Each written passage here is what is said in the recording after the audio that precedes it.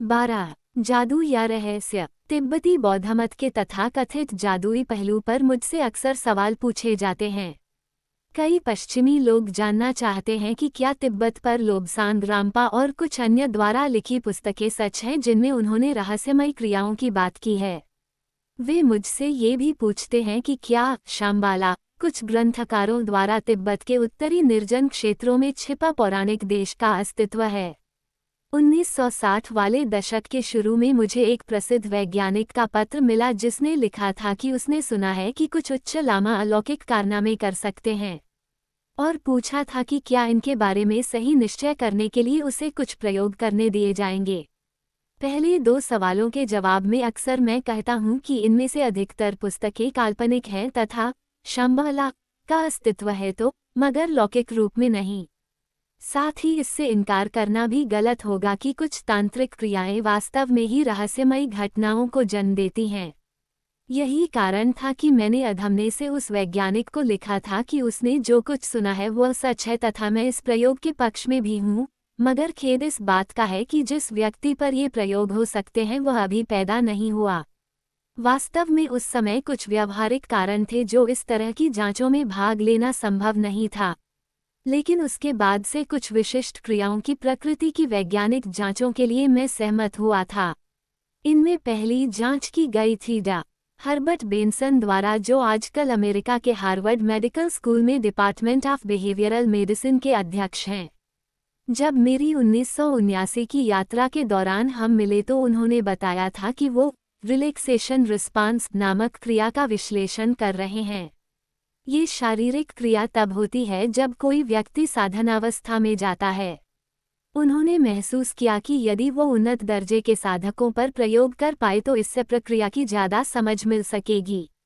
आधुनिक विज्ञान के महत्व में विश्वास होने के नाते मैंने उन्हें प्रयोग करने को कह दिया, हालांकि मैं थोड़ा हिचकिचा रहा था। कुछ तिब्बती इस बात से परेशान थे।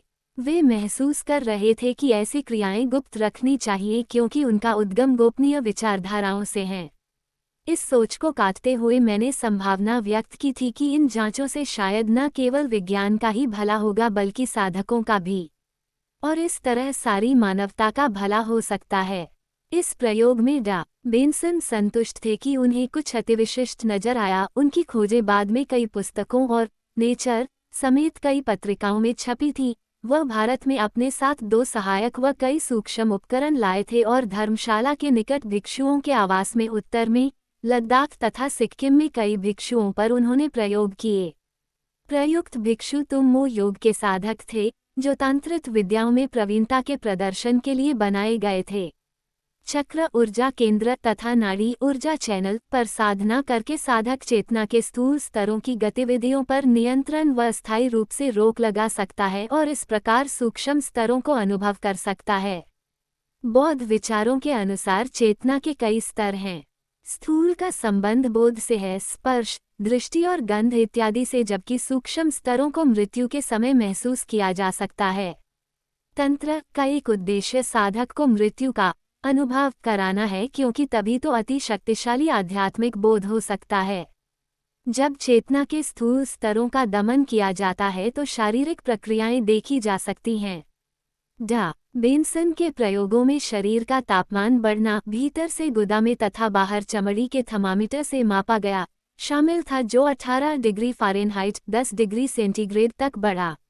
हालांकि बाहरी तापमान जमाव से भी काफी नीचा था तो भी ठंडे पानी में भिगोकर सन्यासियों के चारों तरफ लपेटी गई चादर भी उनके तापमान में वृद्धि से सूख गई।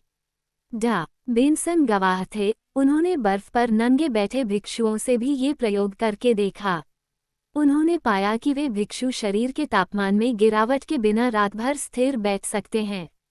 उन्होंने इन प्रयोगों के दौरान ये भी देखा कि साधकों द्वारा सांस लेना भी 7 सांस प्रति मिनट कम हो गया था। मानव शरीर और इसकी कार्यविधि का हमारा ज्ञान इतना पर्याप्त नहीं जो व्याख्या की जा सके कि क्या हुआ होगा। डॉ. बेंसन का विश्वास है कि उनमें शामिल कुछ मानसिक प्रक्रियाएं साधक को अपने शरीर में जमा वसा को खर्च करने योग्य बना सकती हैं। ये प्रक्रिया पहले सर्दियों में निश्चल हो जाने वाले जानवरों तक ही सीमित मानी जाती थी। बात चाहे कुछ भी हो, मगर मेरी रुचि तो इस बात में है कि कुछ चीजें ऐसी भी हैं जिनके बारे में आधुनिक विज्ञान हम तिब्बतियों से सीख सकता है। ज्यादा क्या प्रशंसा करूं, मेरा विश्वास है कि हमारे अनुभवों के कई अन्य क्षेत्र और भी हैं जिनके फायदे के लिए जांच की जा सकती है।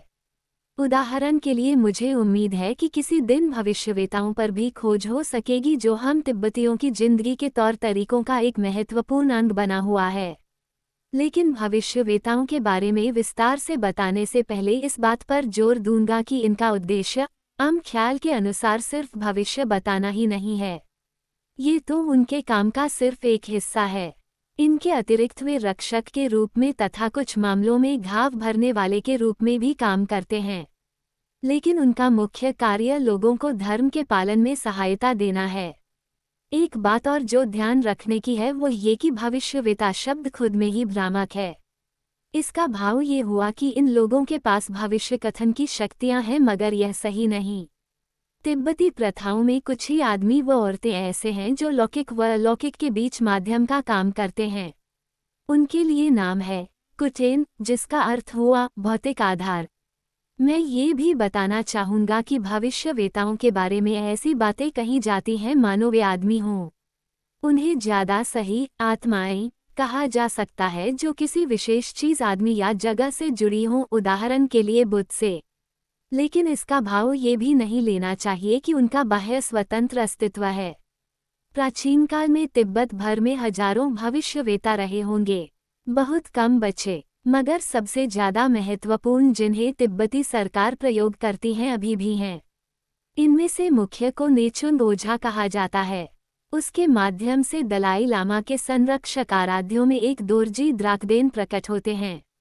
नेचुन मूलतः तिब्बत में भारतीय मुनि धर्मपाल के वंशज के साथ आए और मध्य एशिया के बाटाहोर नामक जगह पर बसे।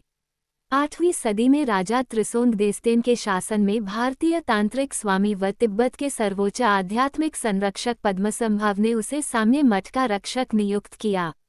साम्य असल में तिब्बत में बना पहला बौद्ध मठ था और इसकी स्थापना एक और भारतीय विद्वान संत शांतिरक्षित द्वारा की गई थी। अंततः दूसरे दलाई लामा ने नेचुंग, जो अब तक ट्रेपुंड मठ के साथ जुड़ गया था, के साथ निकट संबंध बना लिए और उसके बाद से दोरजी द्राकदेन को क्रमिक दलाई लामाओं का व्यक्तिगत रक्षक नियुक्त किया गया। नव वर्ष उत्सवों के दौरान नेचुंग ओझा से परामर्श लेना दलाई लामा व सरकार के लिए कई सैकड़ों वर्षों से प्रथा बना हुई है। इसके अतिरिक्त विशिष्ट सलाह लेनी हो तो उसे अन्य मौकों पर भी बुलाया जा सकता है। ये 20वीं सदी के पाठकों के लिए दूर की कौड़ी लग सकता है। यहाँ तक कि कुछ तिब्बती जो अपने आप को प्रगतिशील समझते हैं, वे भी मेरे भविष्यवेता से परामर्श लेने को संदेह की नज़र से देखते हैं। लेकिन मैं ऐसा इसलिए करता हूँ कि अतीत में मैंने कई बार उनसे प्रश्न पूछे हैं और हर बार उसका उत्तर उचित पाया है। मेरे कहने का यह अर्थ नहीं कि मैं सिर्फ उन्हीं की सलाह पर ही निर्भर रहता हूँ। ऐसी बात नहीं। मैं उनसे उसी तरह राय लेता हूँ जिस तरह काशाग की या अपनी अंत प्रेरणा की राय लेता हूँ। मैं देवताओं को अपना ऊपरी सदन मानता हूँ। काशाग मेरा निचला सदन है। राज्य के मामलों पर निर्णय लेने से पहले अन्य किसी नेता की तरह दोनों सदनों से परामर्श लेता हूँ और कभी कभार नेचुन के परामर्श के साथ साथ में कुछ भविष्यवाणियों को भी ध्यान में रखता हूँ। यद्यपि दोनों विभिन्न तरीकों से काम करते हैं तो भी एक तरह से नेचुंग व दलाई लामा की तिब्बत के प्रति समान जिम्मेवारी होती है। मेरे नेतृत्व का काम शांतिपूर्ण है, उसका रक्षक व संरक्षक की क्षमता का काम क्रोधपूर्ण। लेकिन हमारे कार्य समान होने के बावजूद मेरा व उसका संबंध कमांडर व लेफ्टिनेंट का है। मैं उसके सामने कभी नहीं झुकता। नेचुंग दलाई लामा के सामने झुकते हैं। फिर भी हम काफी करीब हैं, दोस्तों जैसे। जब मैं छोटा था तो ये बड़ा मर्मस्पर्शी होता। नेचुंग मुझे खूब चाहता और मेरा ध्यान रखता। उदाहरण के लिए यदि वह देखता कि मैंने कपड़े बेध्यानी से या लापरवाही से पहने हैं तो वह आकर मेरी कमीज, चोगे इत्यादि को ठीक करता। लेकिन इस तरह के लाड़ के बावजूद नेचुंग हमेशा मुझे आदर देता रहा। चाहे सरकार के साथ उसके संबंध बिगड़ गए हों, जैसे कि राज्य प्रतिनिधि के पिछले कुछ सालों के दौरान बिगड़ गए थे, तो भी मेरे बारे में पूछे जाने पर उत्साहपूर्वक अवश्यंभावी जवाब देता। साथ ही सरकार की नीति के बारे में प्रश्नों पर वह परेशान कर डालने वाले जवाब भी दे सकता है। कई बार वह सिर्फ व्यंग्यपूर्ण हंसी का ठहाका लगा देगा। मैं जब 14 साल का था तब हुआ एक वाकया मुझे याद आ रहा है। नेचुन से चीन के बारे में एक प्रश्न पूछा गया। सीधा जवाब देने के बजाय कुटिन पूर्व की तरफ मुड़ा और आगे की तरफ तेजी से झुकना शुरू कर दिया। देखकर डर लग रहा था क्योंकि उसके सिर पर रखा वजनी मुकुट और उसकी तेजी से हिलती गर्दन के कारण उसकी गर्दन टूट सकती थी। उसने इस तरह 15 बार किया होगा और किसी को शक न रहा कि खतरा कहाँ है। नेचुन से निपटना आसान नहीं है। उसके जुबान खोलने से पहले काफी वक्त और धैर्य चाहिए। वह बहुत कम तथा कर्कश बोलता है, जैसे पुराने जमाने के दादे परदादे बोलते हों। छोटे मोटे मामलों के लिए वहाँ जगह नहीं है। वहाँ आप बड़े मामलों पर ही प्रश्न पूछिए और प्रश्न ढंग से कीजिए। वो कुछ चीजों को पसंद या नापसंद भी करता है, मगर आसानी से इन्हें बताता नहीं। धर्मशाला में नेचुन का अपना मठ है, मगर वह अक्सर मेरे पास आ जाता है। औपचारिक मौकों पर उसका भारी भरकम वेश होता है। सुनहरी रेशमी किनारी का सजावटी वस्त्र जिसमें कई तहें होती हैं और यह ढका होता है लाल और नीले तथा हरे और पीले रंग के पुरानी डिजाइनों से। छाती पर गोलाकार दर्पण पहने होता है जो वैदूर्यमणि व नील मणियों से घिरा होता है तथा दर्पण जैसे चमकीले स्टील पर दोरजी द्राकदेन के मंत्र।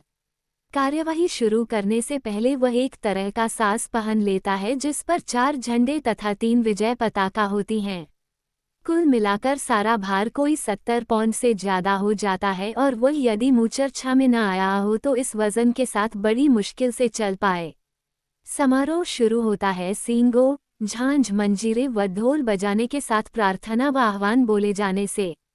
कुछ देर बाद वह मूर्छावस्था में पहुंच जाता है, जिसे अब तक सहायक ने सहारा दिया होता है। अब वह मेरे सिंहासन के सामने एक छोटे स्टूल पर चढ़ा दिया जाता है।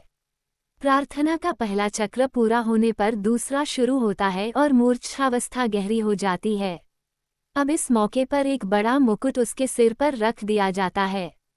इसका भार 30 पौंड के लगभग होता है। कभी पुराने समय में यही 80 पौंड से ज्यादा भारी होता था। अब कुटेन का चेहरा ही बदल जाता है और फूले गाल तथा बाहर को निकली आंखों से वह बड़ा अजीब नजर आता है। वह जल्दी जल्दी सांस लेना तथा जोर से फुकारना शुरू कर देता है। फिर पल भर को उसका श्वसन बंद हो जाता है। इसी वक्त मुकुट इतना कसकर बांध दिया जाता है कि यदि सचमुच ही वहां कुछ न घट रहा हो तो उसकी गर्दन घुट जाए। अब सारा साज-बाज पूरा हो जाता है और उसका नश्वर चौखटा फैलता साफ दिखाई देता है। इसके बाद वह झटके से आगे झपटकर सहायक से समारोही तलवार पकड़ता है और धीमे शानो शौकत वाले मगर कुछ चटपटे ढंग से नाचना शुरू कर देता है। फिर वह मेरे सामने आकर या तो दंडवत होता है या कमर से इतना झुकता है कि मुकुट जमीन को छूने लगे। और हाँ, इस वक्त उसके मुकुट का भार उसे बिल्कुल महसूस नहीं होता, लेकिन आराध्य का भार भविष्यवेता से बड़ी मुश्किल से संभल रहा होता है तथा वह रबड़ के बबुए की तरह हिलता है। हाव भाव यूं होते हैं मानो काफी शक्ति का स्प्रिंग उसे चला रहा हो। इसके बाद नेचुंग व मेरे बीच शब्दों का आदान प्रदान होता है जिसमें वह पूजा का चढ़ावा अर्पण करता है। तब मुझे जो भी व्यक्तिगत प्रश्न पूछने हों पूछ लेता हूँ। जवाब देकर वह स्टूल पर वापस चला जाता है और सरकार के सदस्यों द्वारा पूछे गए प्रश्नों को सुनता है। इनका जवाब देने से पहले तलवार को अपने सिर पर घुमाता हुआ कुटिन पुनः नाचना शुरू कर देता है। इस समय वह पुराने जमाने का भयानक तिब्बती योद्धा सरदार सा दिखाई देता है। जैसे ही दोरजी द्राकदेन बोलना खत्म करता है, कुटिन आखिरी अर्पण करता है और निर्जीव व निढाल होकर जमीन पर गिर पड़ता है, जिसका अर्थ है दोरजी जा चुके हैं। उसका सहायक भागकर मुकुट खोलता है और उसे वापस होश में लाता है। समारोह चलता रहता है। ये भी अजीब लग सकता है कि कई बार उसके जवाब बहुत ज्यादा स्पष्ट होते हैं। जैसे मेरे लासा से पलायन के वक्त जवाब बड़ा विशिष्ट हो सकता है, लेकिन मेरा ख्याल है कोई वैज्ञानिक जांच उसकी घोषणा की वैधता से सहमत या असहमत नहीं हो सकती। यही बात तिब्बती अनुभवों के कुछ अन्य क्षेत्रों के लिए भी सच है। मसलन तुल्कू का अवतार ढूंढने का मामला। तो भी मुझे उम्मीद है कि किसी न किसी दिन इन दोनों मसलों की कुछ जांच की जा सकेगी। असल में तुलकू को पहचानने की प्रक्रिया बहुत ही तार्किक है। ये बात अलग है कि ऐसा लगता नहीं। बौद्ध विश्वास है कि पुनर्जन्म सच्चाई है। ये भी मान ले कि पुनर्भवतार का उद्देश्य सभी चेतन जीवों के कष्टों को दूर करने की कोशिश है, तो साफ हो जाना चाहिए कि हम किसी व्यक्ति को खोज सकते हैं। इससे उन्हें शिक्षित करने तथा दुनिया में स्थापित करने का मौका मिलता है ताकि वे यथाशीघ्र अपना भलाई का काम जारी रख सकें। पहचानने की प्रक्रिया में कुछ भूलें हो सकती हैं, मगर अधिकतर तुलकों, अब ये कुछ सैकड़ा ही होंगे, जबकि चीनी हमले से पहले तिब्बत में शायद कुछ हजार रहे होंगे की जिंदगी इस व्यवस्था के प्रभाव की सही पुष्टि है। पहले कह चुका हूँ कि पुनर्भवतार का कुल उद्देश्य किसी व्यक्ति के काम को आगे बढ़ाना है। इस बात का प्रभाव तब और भी बढ़ जाता है जब किसी विशेष व्यक्ति का अगला अवतार खोजने की बात आती है। उदाहरण के लिए मैं यूं तो सभी जीवों की सहायता करने की कोशिश करता हूं, मगर विशेष तौर पर कोशिश मेरे तिब्बती भाइयों की सहायता की रहती है। इसलिए तिब्बतियों के आज़ादी हासिल करने से पहले यदि मैं स्वर्गवासी हो जाऊं तो यह मान लेना बड़ा तर्कपूर्ण रहेगा कि मैं तिब्बत के बाहर ही दोबारा जन्म लूंगा। हाँ, ये हो सकता है कि तब मेरी जनता के लिए दलाई लामा की जरूरत न हो तो वे दलाई लामा खोजने की जहमत ही न उठाए। इसलिए मैं किसी कीट पतंगे या जानवर के रूप में भी जन्म ले सकता हूं, जिससे अधिकतर संख्या में जीवों का फायदा हो। पहचानने की प्रक्रिया भी उतनी रहस्यमय नहीं है जितनी सोची जाती है। इसमें संभावनाएं घटाई जाती हैं। माना हम किसी विशेष भिक्षु का पुनर्भवतार खोज रहे हैं। पहले ये देखा जाता है वह कब और कहाँ मरा, तब ये समझकर कि उसका नया अवतार 1 या 2 साल में मृत्यु के बाद जन्म लेगा। यह 1 या 2 साल का समय अनुभव से पता चलता है। उसके बाद एक समय सारिणी बना ली जाती है। पुनर्भवतार लगभग 18 महीने या संभवतया 2 वर्ष बाद जन्मेगा, यानी पिछले भिक्षु की मृत्यु के 5 साल बाद बच्चा 3 या 4 साल के बीच होना चाहिए। अतः इस प्रकार खोजने का क्षेत्र सीमित हो जाता है। अब ये देखना है कि वह जन्म किस जगह लेगा। ये बड़ा आसान है। क्या तिब्बत में ही होगा या बाहर? यदि बाहर तब तो बड़े ही सीमित स्थान हैं, यानी भारत, नेपाल या स्विट्जरलैंड इत्यादि के तिब्बती समुदाय में खोजा जा सकता है। अब ये देखना है कि कौन सा शहर। इसका अनुमान पिछले अवतार की जिंदगी से लगाया जाता है। इस प्रकार जो गुण और चयन आधार मैंने बताए हैं, इनके बाद अगला काम रहता है एक खोजी दल बनाना। इसका मतलब यह नहीं है कि लोगों का एक दल उस तरह जाता है जैसे खजाना ढूंढने जा रहा हो। अक्सर इतने से ही बात बन जाती है कि समुदाय के भीतर लोगों को कह दिया जाए कि 3 और 4 साल के ऐसे बच्चे का पता लगाएं जो उम्मीदवार सा दिखता हो। अक्सर सहायक संकेत मिल ही जाते हैं। मसलन, बच्चे के जन्म के समय कोई दैवीय घटना होना या बच्चे में कोई अतिसाधारण गुण होना। इस दौर में कई बार 2 या 3 या इससे भी ज़्यादा संभावनाएं हो सकती हैं। कई बार खोजी दल बनाने की जरूरत ही नहीं पड़ती अगर पहले वाला अवतार अपने आने वाले अवतार व उसके माँ बाप का नाम लिख जाए। लेकिन ऐसा बहुत ही कम होता है। कई बार भिक्षु के अनुयायियों को स्पष्ट स्वप्न आता है या कल्पना में दिख जाता है कि अवतार कहाँ ढूंढा जाए। पिछले दिनों एक उच्च लामा ने निर्देश दिया कि उसके पुनर्जन्म की खोज न की जाए। उसने कहा कि उसकी सही पहचान के चक्कर में पड़ने के बजाय उस व्यक्ति को ही उसका उत्तराधिकारी स्थापित कर दिया जाए जो बौद्ध धर्म व उसके समुदाय की बेहतर सेवा करता लगे। कोई पक्के लोहे की लकीर जैसे नियम नहीं होते। यदि कई बच्चे उम्मीदवार दिखते हों तो पिछले अवतार का सुपरिचित व्यक्ति अंतिम परीक्षा लेता है। यदि कोई बच्चा उसे पहचान ले तो इसे पक्का सबूत माना जाता है। मगर कई बार शरीर के चिन्हों पर भी विचार किया जाता है। कई मामलों में भविष्यवेता या ऐसे व्यक्ति से भी परामर्श लिया जाता है जिसमें गोंशे यानी आंतरिक बल से दूर की घटना देखने की शक्ति हो। ये लोग एक टा नामक तरीका प्रयोग करते हैं, यानी शीशे में वास्तविक बच्चा दिख सकता है या कोई भवन या बच्चे का नाम भी हो सकता है। मैं इसे प्राचीन टी.वी. कहता हूँ। यह उस अनुभूति के समतुल्य है जो मेरी खोज के समय रेलिंग रिम्पोछे को हुई थी। जब मेरी खोज शुरू हुई थी तो लहामोई लहात्सो झील में रेलिंग रिम्पोछे ने अक्षर क म तथा मठ का घर का नजारा देखा था। यदा कदा मुझे भी अवतार की खोज में निर्देश के लिए बुलाया जाता है।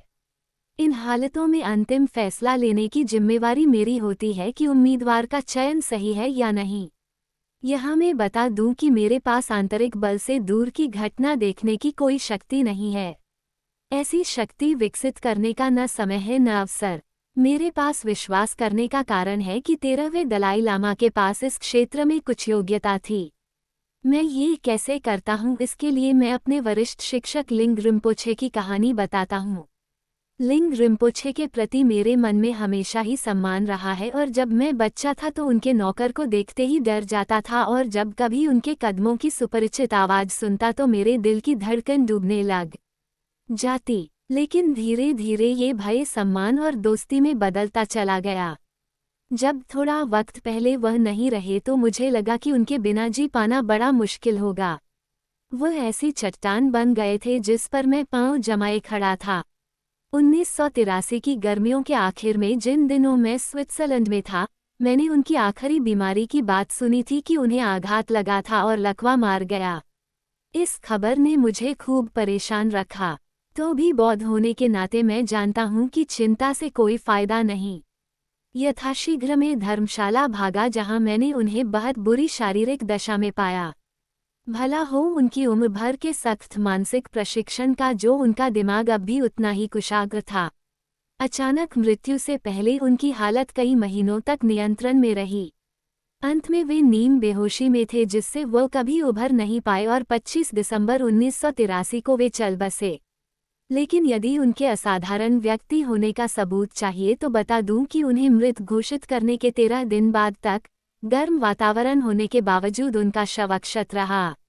ऐसा लगता था मानो उनकी जान बाकी हो जबकि डॉक्टर उन्हें मृत घोषित कर ही चुके थे। जब मैं उनके स्वर्गवासी होने के तरीके के बारे में सोचता हूँ कि लिंग रिम्पोछे ने अपनी बीमारी लंबे समय तक क्यों खींचे रखी, जानबूझकर ताकि मुझे उनके बिना जीना आ जाए। लेकिन ये भी आधी कहानी ही है, क्योंकि बात तिब्बतियों की है तो कहानी खत्म होती ही नहीं। लिंग रिम्पोछे का पुनर्भावतार खोज लिया गया है और वह 3 साल का तेज और शरारती बच्चा है। उसकी खोज के वक्त उसने खोजी दल के एक सदस्य को साफ तौर पर पहचान लिया था। सिर्फ 18 महीने का था वह, तो भी उसने सदस्य को नाम से पुकारा तथा मुस्कुराता हुआ उसके पास चला गया। उसके बाद उसने अपने पूर्वाधिकारी की बहुत सी चीजें पहचान लीं। जब मैं पहली बार इस बच्चे से मिला तो मुझे इसकी पहचान में कोई शक न रहा। वो इस तरह व्यवहार कर रहा था मानो मुझे पहचानता हो और साथ ही उसने मेरे प्रति आदर प्रकट किया। उस वक्त मैंने इस छोटे लिंग रिम्पोछे को एक बड़ी सी चॉकलेट दी। वो हाथ बढ़ाए इसे थामे रहा और जितनी देर मेरे पास रहा, सिर झुकाए रहा। कोई और बच्चा इतनी देर बिना चखे चॉकलेट रखे और यूं औपचारिकता से खड़ा रहे, मैं तो ऐसा नहीं सोच सकता। जब मैं उससे अपने घर मिला और उसे दरवाजे पर लाया गया तो उसने वही किया जो रिम्पोछे करते थे।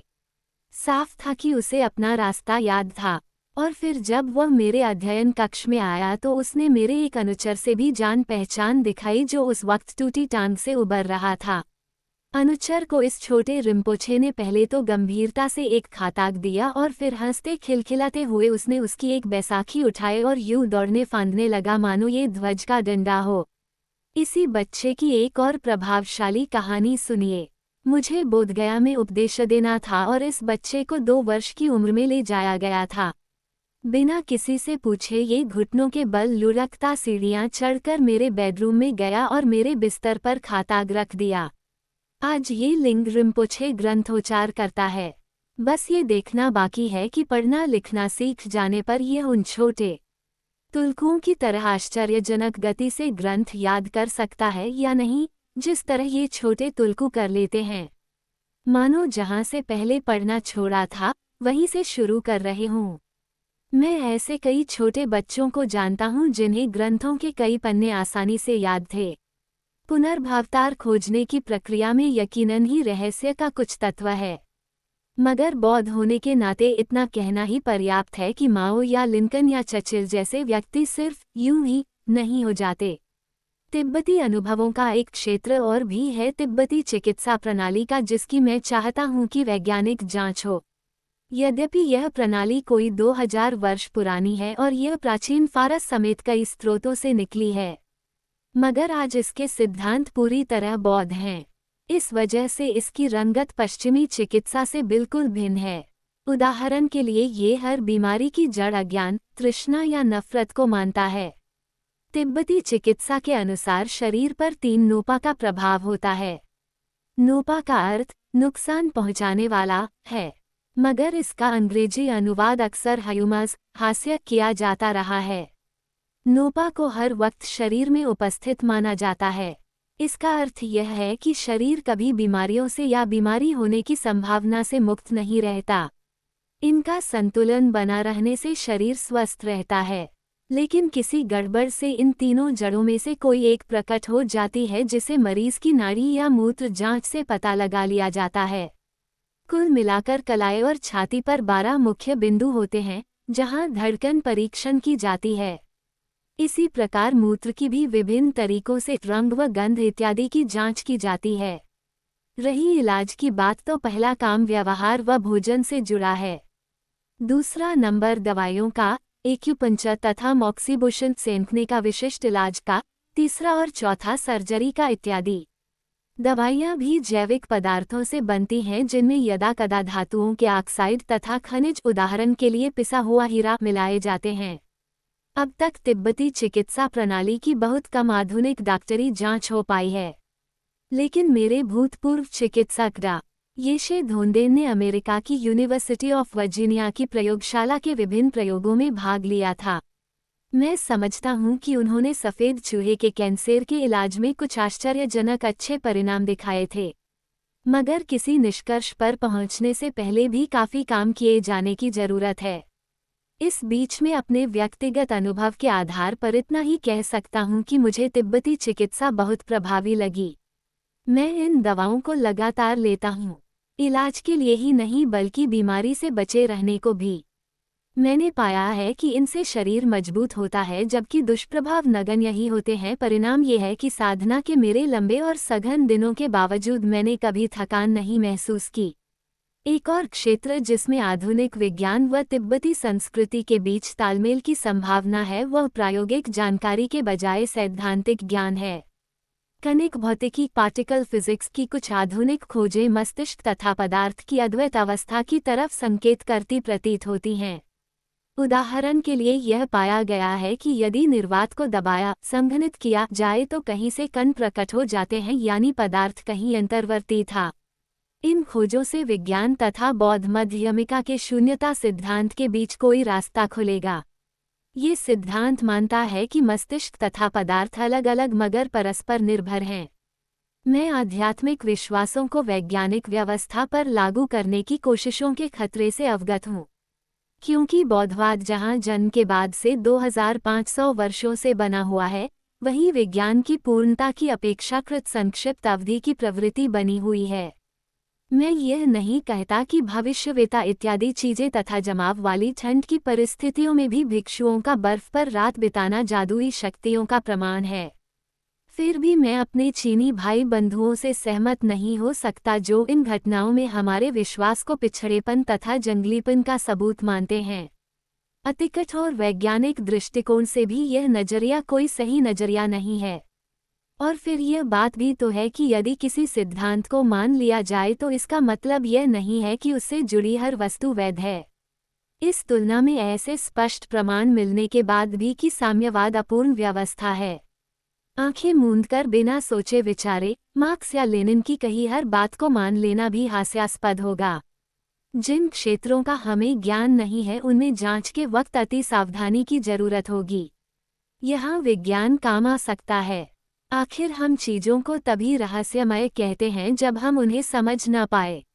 अब तक मैंने जांच के जितने परिणाम बताए हैं, उनसे सभी पक्षों को फायदा हुआ है, लेकिन मैं समझता हूँ कि ये उतने ही सही हैं जितने सही प्रयोग किए गए। और फिर मैं इस बात से भी अवगत हूँ कि किसी चीज़ को न ढूंढ पाने का अर्थ यह नहीं है कि उसका अस्तित्व नहीं है। इससे तो बल्कि यही सिद्ध होता है कि प्रयोग से यह खोजा न जा सका। माना मेरी जेब में अधातु से बनी कोई वस्तु है और मेटल डिटेक्टर इसका पता न लगा पाए, तो इसका अर्थ यह नहीं है कि मेरी जेब खाली है। यही कारण है कि हमें अति सावधानी से खोज करनी होगी, खासकर उन क्षेत्रों में जिनमें वैज्ञानिक अनुभव थोड़ा है। प्रकृति द्वारा लगाए गए बंधनों को भी दिमाग में रखा जाना अति महत्वपूर्ण है।